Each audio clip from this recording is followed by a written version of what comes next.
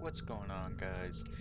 It's me, and today we're going to be taking a look at one of the better reworks in the game, in my opinion.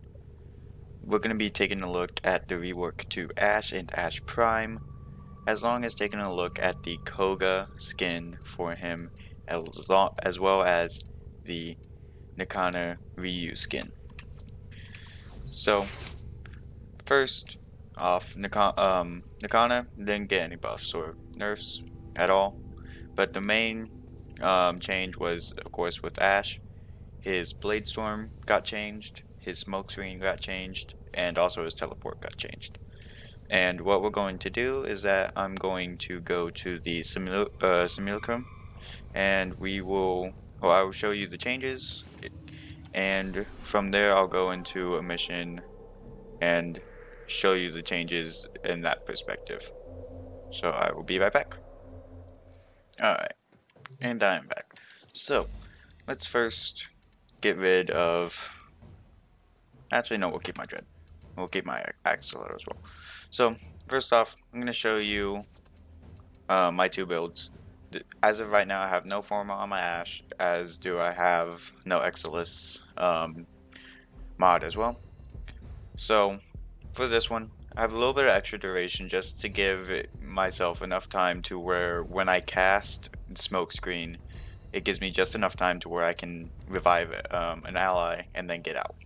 It also gives me enough time to where I can use Ashes 4, mark all the enemies, and then use it and then be able to kill them all, and then my Smoke Screen will run out during Blade Storm. I have efficiency just for the fact that I need it to get the cost down of Blade Storm. Range isn't really needed. The only thing it really kills is how far you can target stuff for your teleport, as well as the stun range from Smokescreen. And then last, I have a little bit of extra power strength just for Blade Storm to give me the extra damage boost, as well as if I ever need to use Shuriken. And then I also have Vitality and Prime Flow on here, as well as a Constitution. So just to get up faster, more energy, because you will use a lot of energy in Blade Storm now with this fix, and Vitality just for the extra health. I think at one point I had Rage on here, but I took it out. But I think it's in my other build. So this is my first build. Now for the second build. Okay, so this is the second build. It has more duration, so this one's more of a Smokescreen build versus a Blade Storm spam build, as the other one kind of is. It has the same amount of efficiency and a little less power strength and a lot less duration, or range, not duration. So from that, the only thing that changes is the fact that you have more duration for cost of range, and the fact that you have your rage to gain energy back. So let's go ahead and see the let me go ahead and show off the changes to Smokescreen really quick.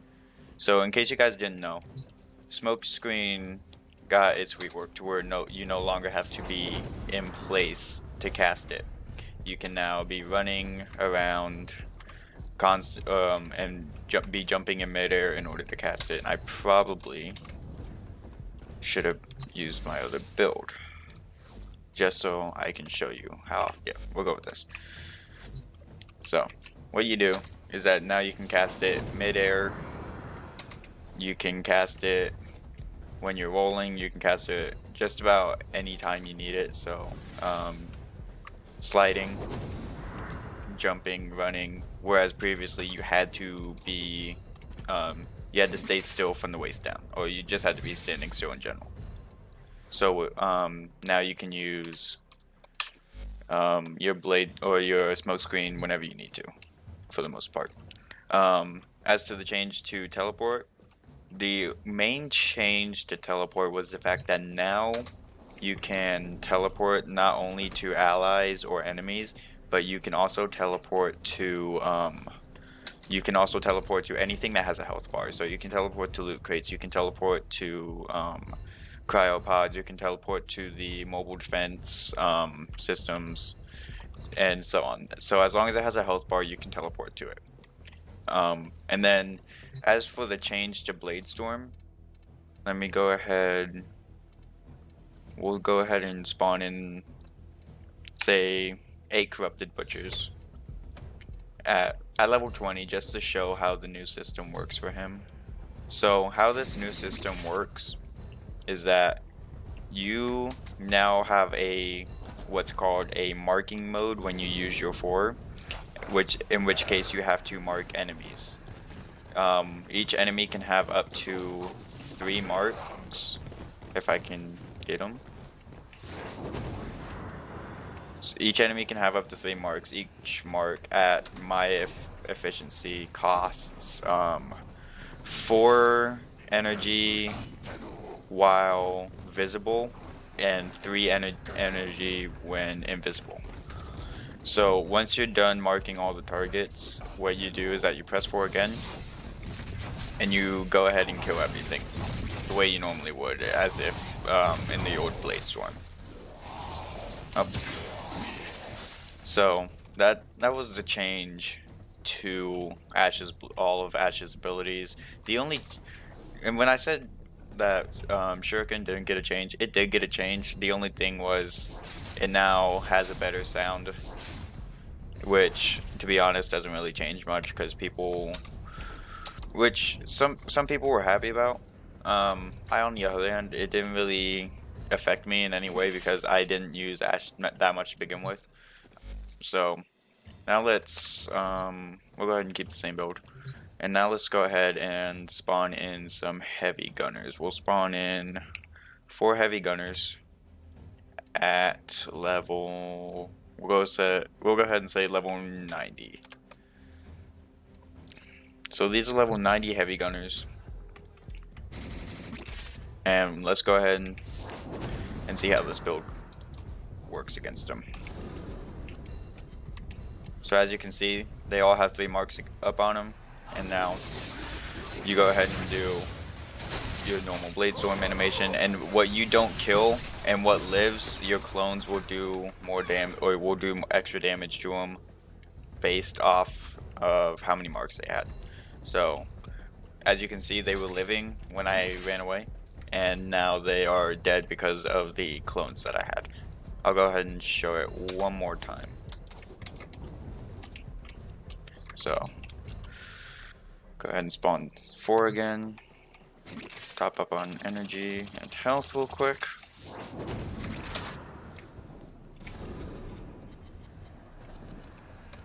And go ahead and cast it again.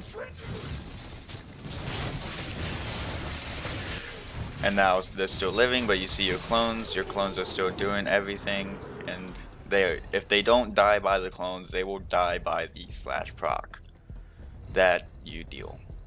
And with Ash's passive, that ends up lasting a very long time.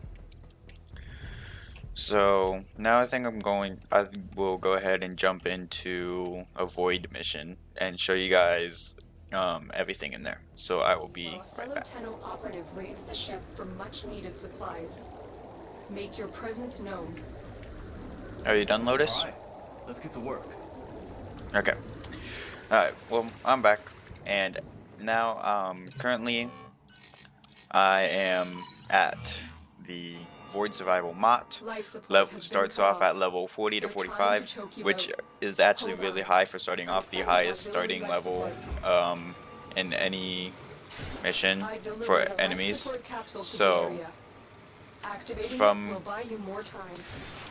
So this will give you, this is like a pretty good gauge for me most of the time to see how I'm doing in terms of builds. I'll come here, I'll test my builds. As you can see, the invisibility lasts just enough to where you can deal decent enough damage and go away before you get spotted again. So let's go ahead and head towards life support really quick, and then I'll just display some more from there. Okay.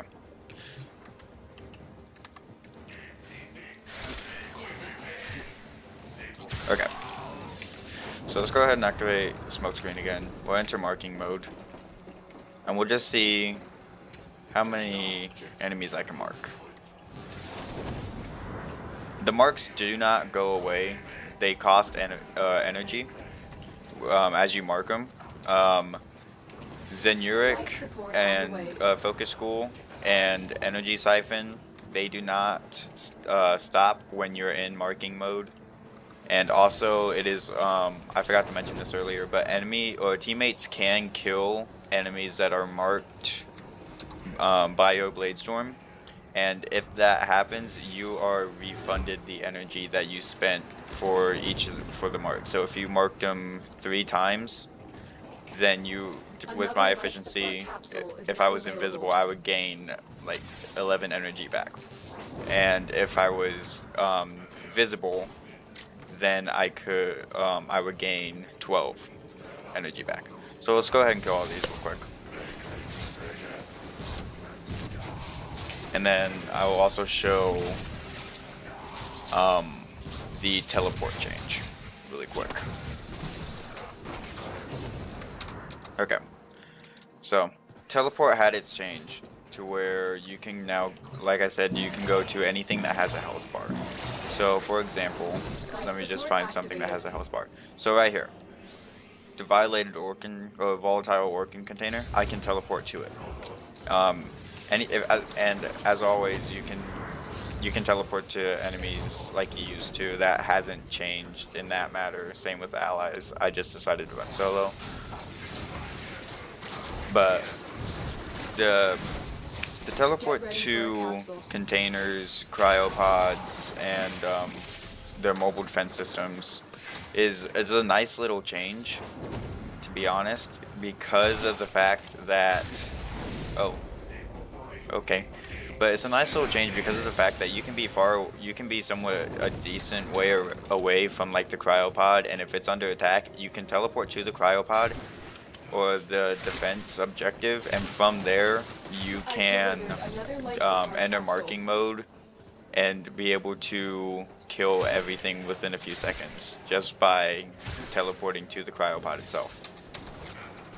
And I'm actually doing really bad here, so let's go ahead and activate another life support.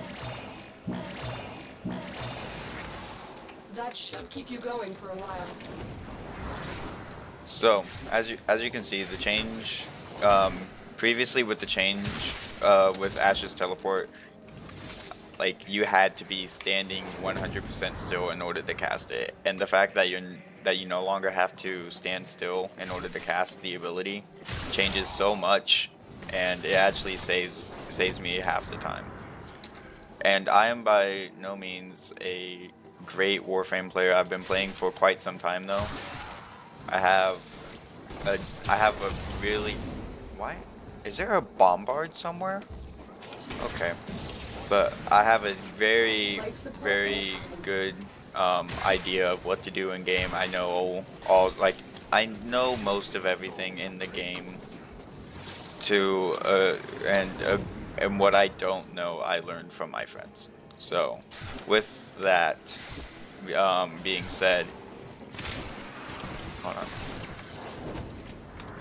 With that being said, Ash's rework, all in all, it's not a bad rework on its own. It was actually a well-needed rework. In fact, because people would just sit there and spam Blade Storm and no one else could do anything. Granted, it was good for room clearing, it was good for defense missions, but it got boring because at a certain point your damage would fall off. And granted, just damage still does fall off with Blade Storm now, but it's not as big of a deal. In fact, that your teammates can now kill your Blade Storm targets, which they couldn't before.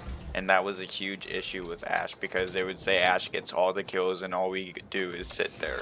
And with this change, they can no longer really complain saying that they can't do anything, just because of the fact that you can kill the Blade Storm targets now. So with that, all in all, and also the Koga skin, I forgot to mention this. The Ash Koga skin, actually I'll show it when I get back to my ship, but the Ash Koga skin, in my opinion, is one of the, was one of the best deluxe skins in Warframe at the moment. Um, and it's and the Nakana skin. Let me go show it. The Nakana skin as well is not bad either. Like it matches the like theme of the Koga skin very nicely. And it's an overall nice look for the Nakana, and by far my favorite Nakana skin for it. So, and then here the Ash Koga skin, just to get an idea of what gets changed when you color him.